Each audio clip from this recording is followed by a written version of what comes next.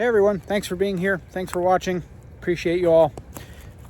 Wanted to give you a couple of updates. Some interesting news.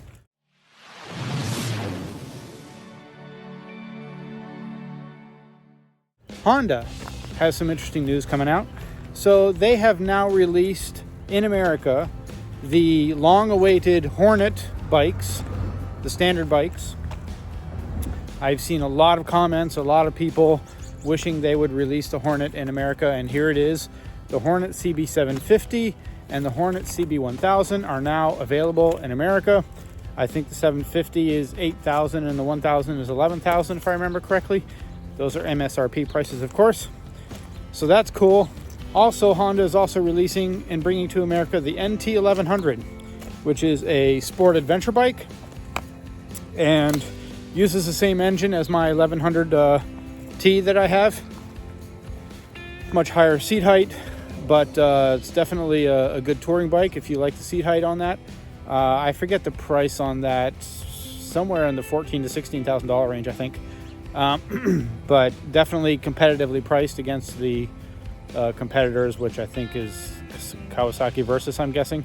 They're finally bringing to America some of the bikes that people have wanted for a long time. The NT1100 is a DCT only, so automatic transmission, no clutch on that one. But that is finally here. So go get one and enjoy. On other news, Harley has dropped the price on the Nightsters, $500. Well, the base Nightster, not the Nightster Special, $500, bringing it down to $9,999, basically $10,000 MSRP. Now, you're not going to see that price in a dealership because I've never seen a dealership that actually has their prices marked at MSRP. And that's the same with any new bikes. All the bikes that you see on the websites are all marked MSRP, and of course there's additional fees, shipping and handling and whatnot, delivery fees and whatnot that get added onto that. Of course, this is to compete with things like the Honda 1100, the base Scout, the Indian Scout Bobber, I think it is, which is priced at $9,999. I'm sure there are some others that they're trying to compete against as well. So they have dropped the price on the Nightster an additional $500, including the Nightster Venom, or the Nightster with the chrome pipe and the Venom snake venom paint scheme. That as well was dropped $500 down to whatever that is, $10,900, I think. So interesting news there. I've seen a lot of videos talking about how Harley is broke and they're desperate and things are bad, and the thumbnails on YouTube show a picture of Jochen Zeitz crying and all this baloney.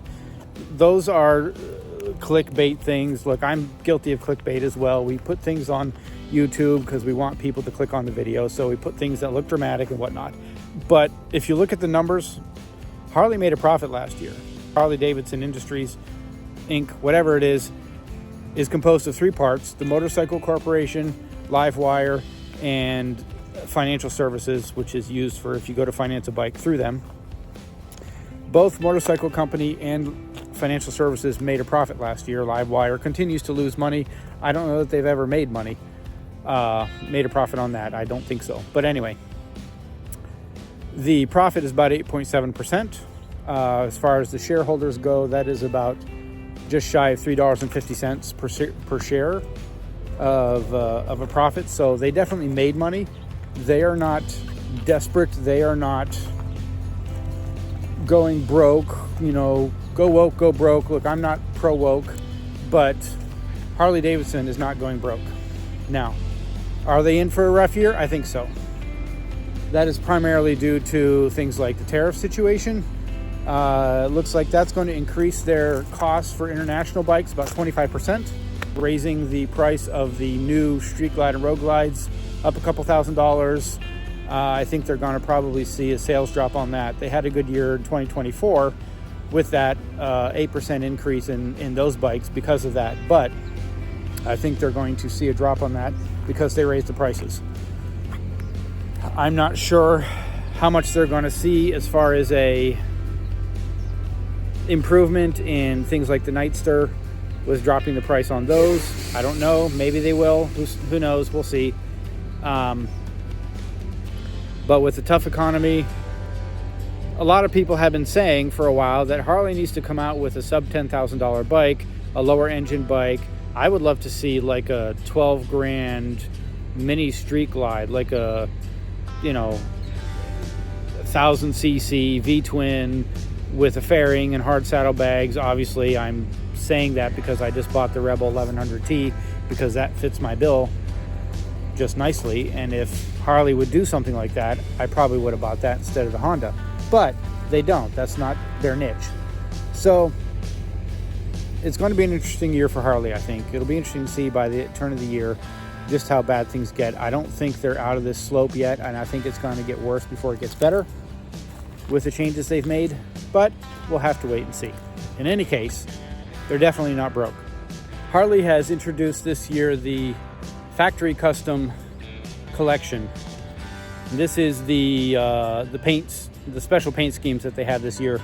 The Mystic Shift I know is one, the Whiskey Fire I know is one, and there's a black one, a Midnight something that is in there as well. The Whiskey and the Midnight are the ones that have the flames on them. Mystic Shift is the color shifting paint. They didn't include the Snake Venom from the Nightster in there for some reason in the factory custom. I don't know why. So that's what they're doing this year.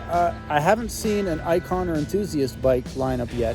They typically have those out by now. So I don't know if maybe they're not doing them this year in light of the factory custom that they're doing instead. I don't know if that's a replacement for that or if they're just going to put those out later because of doing the factory custom. I don't know. That's the news on the collection stuff that they are doing so far this year. Bad news continues for Indian, or I should say Polaris is the company that owns Indian. Their stock took a dive and is at a, record low for the past 1 year, 52 weeks or something like that is what I saw. They are struggling. They've dropped the FTR line because they feel it's outdated, I guess, and it's not selling enough to justify doing a remodel on it. Their Scout lineup is doing well from what I see. They're leading the pack in terms of the light to midweight cruiser lineup with the new Scouts, and their touring bike market, the Chieftain, I know they put in the new Power Plus on the Chieftain and the Roadmaster to try to bolster some sales there, I think. I'm not convinced that's going to help. I'll be surprised if it does. Their touring bike market is just not doing well from what I understand. I don't know full numbers on that, but I know Indian as a whole, even though the Scout lineup is doing well, Indian as a whole is down like double digits in the percentage from 2024 back to 2023.